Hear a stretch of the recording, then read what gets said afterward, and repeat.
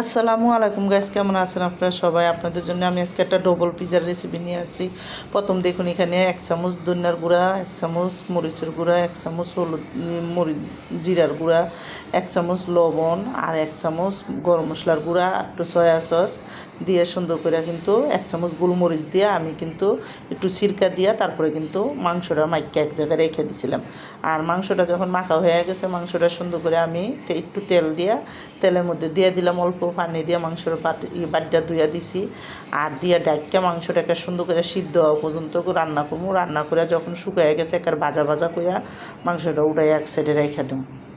আর এদিকে দেখুন, আমি আটাটা সুন্দর করে গুলে নিছি। আর আটার মধ্যে আমি একটু আধা চামচ 1 চামচ চিনি, 2 চামচ গুঁড়া দুধ, তেল দিয়ে সুন্দর করে আটাটা করে 1 ঘন্টা এক জায়গায় রেখে দিছি।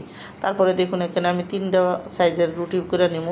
তো কইরা এখানে আমি কিন্তু দেখুন প্রথমে একটা রুটি নিয়ে তারপরে কিন্তু আমি সুন্দর করে পাতলা পাতলা করে রুটিটি একটু বেললা নেবো।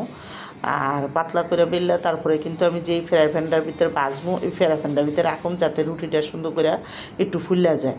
তো এখানে দেখুন আর একটু আটা দিয়ে রাখছি যাতে হাতে না লাগে, এই জন্য দিয়ে কিন্তু ওই ফ্রাই প্যানটার ভিতরে রাখা তারপরে কিন্তু আমি একটু ডাইকা এক জায়গায় রাখা দেবো যাতে আটাটা সুন্দর করে ফুলে যায়। আর যখন ফুলে গেছে দেখুন, আমি ফ্রাই প্যানটা চুলার মধ্যে দিয়ে রুটিটি উল্টাইয়া ভালো করে ভাজা নেব।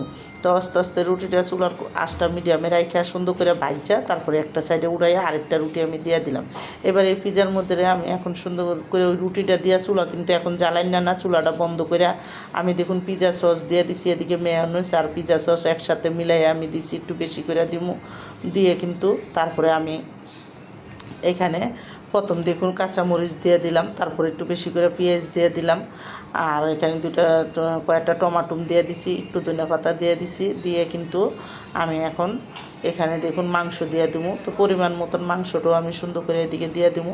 মাংসটা দিয়ে তারপরে কিন্তু আমি দেখুন এখানে আরেকটু পিজা সস দিয়ে দিলাম উপরে দেওয়া যাতে খাইতে আরও ভালো মজা লাগে, এই জন্য। তারপরে বেশি করে চিজ দিয়া তারপরে কিন্তু আমি আরেকটা করে তারপরে আরেকটা রুটি এদিকে দিয়ে দেবো।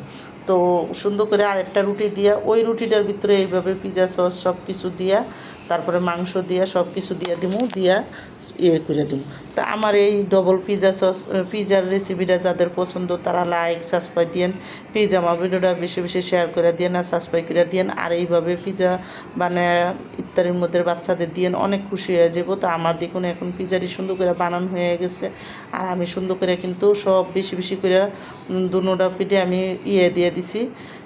দিয়া কিন্তু উপরেতে আরেকটু আমি পিজা সস দিয়ে দিছি যাতে খাইতে ভালো লাগে। উপরে একটু অল্প তেল দিয়া তারপরে কিন্তু পিজাটা আমি বানাই নিছি। আর আমার পিজাটা বানান শেষ।